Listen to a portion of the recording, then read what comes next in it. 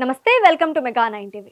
ఈ రోజు మనం భారత చదరంగం చరిత్రలో అలాగే అంతర్జాతీయ క్రీడాలోకంలో హాట్ టాపిక్ గా మారిన ఒక సంచలన నిర్ణయం గురించి మాట్లాడుకోబోతున్నాం. అదే మన ఇండియన్ చెస్ గ్రాండ్ మాస్టర్ కోనేరు హంపి తీసుకున్న సాహసోపేతమైన నిర్ణయం.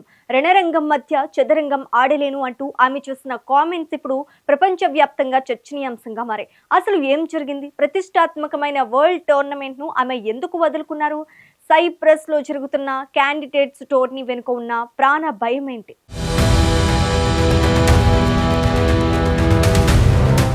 సైప్రస్ దేశంలోని పాఫోస్లో మార్చి 28 నుండి ఏప్రిల్ 16 వరకు అత్యంత ప్రతిష్టాత్మకమైన ఫీడే ఉమెన్స్ క్యాండిడేట్స్ టోర్నమెంట్ 2026 జరగాల్సి ఉంది. ఈ టోర్నీలో గెలిచిన వారే ప్రపంచ ఛాంపియన్తో తలపడే అవకాశం దక్కించుకుంటారు. అయితే పశ్చిమాసియాలో ఇప్పుడు భయంకరమైన యుద్ధ వాతావరణం నెలకొంది. ఇరాన్, ఇజ్రాయెల్, లెబనాన్ మధ్య జరుగుతున్న దాడులు ఆందోళన కలిగిస్తున్నాయి. సైప్రస్ కు సమీపంలోనే ఉన్న మధ్యధరా సముద్రంలో ఇప్పటికే అనేక యుద్ధ నౌకలు మోహరించాయి.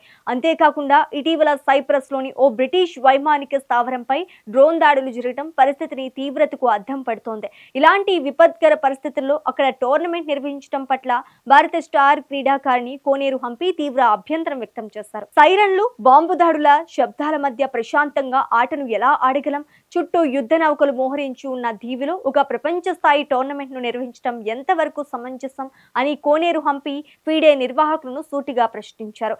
ఏ క్రీడ అయినా ప్రశాంతమైన వాతావరణంలో జరగాలి, కానీ ఇలాంటి భయానక వాతావరణంలో కేవలం టోర్నీ జరపాలి కాబట్టి జరపడం ఏమాత్రం కరెక్ట్ కాదు. ఏదైనా ప్రమాదం పొంచి ఉందని తెలిసినప్పుడు ఉద్దేశపూర్వకంగా అందులోకి వెళ్ళకూడదు. నా ప్రాణాల కంటే, నా వ్యక్తిగత భద్రత కంటే ఏ టోర్నీ ఎక్కువ కాదు అని ఆమె కుండ బద్దలు కొట్టారు. తనకు ఈ టోర్నీ ఆడితే వచ్చే ప్రైజ్ మనీ లేదా రేటింగ్ పాయింట్ల కంటే భద్రతే ముఖ్యమని ఆమె స్పష్టం చేశారు.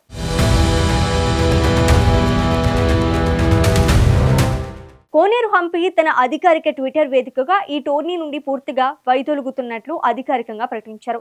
చాలా ఆలోచించిన తర్వాత నేను ఈ కఠినమైన నిర్ణయం తీసుకున్నాను అని ఆమె తెలిపారు. నిర్వాహకులు ఎన్ని భద్రతాపరమైన హామీలు ఇచ్చినా ప్రస్తుత పరిస్థితుల్లో తాను అక్కడ సురక్షితంగా ఉంటానని భావించడం లేదన్నారు. ఇది చాలా బాధాకరమైన నిర్ణయమే అయినప్పటికీ తన నిర్ణయానికి తాను కట్టుబడి ఉన్నాను అని ఆమె చెప్పారు.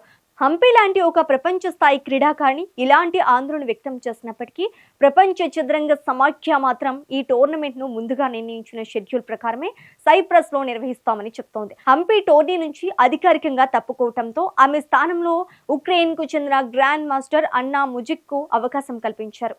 ఈ క్యాండిడేట్స్ టోర్నీలో ఇతర భారతీయ క్రీడాకారులు దివ్యా దేశ్ముఖ్, ఆర్ వైశాలి మహిళల విభాగంలో, ప్రజ్ఞానానంద ఓపెన్ విభాగంలో పాల్గొననున్నారు.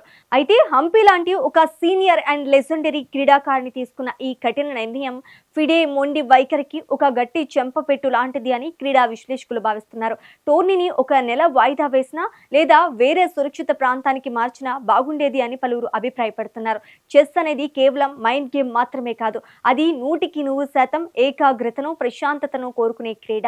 ప్రాణ భయంతో ఏ క్షణంలో ఎలాంటి దాడి జరుగుతుందో తెలియని ఉత్కంఠ మధ్య ఏ క్రీడాకారుడు తన బెస్ట్ పర్ఫార్మెన్స్ ఇవ్వలేడు. కోనేరు హంపి తన కోసం మాత్రమే కాదు, క్రీడాకారుల భద్రతకు పెద్దపీట వేయాలని క్రీడా లోకానికి ఒక బలమైన సందేశం ఇచ్చారు. జీవితం క్రీడ కంటే గొప్పది అన్న ఆమె మాటల వెనుక ఉన్న ధైర్యానికి, వ్యక్తిగతానికి హ్యాట్స్ ఆఫ్ చెప్పాల్సిందే.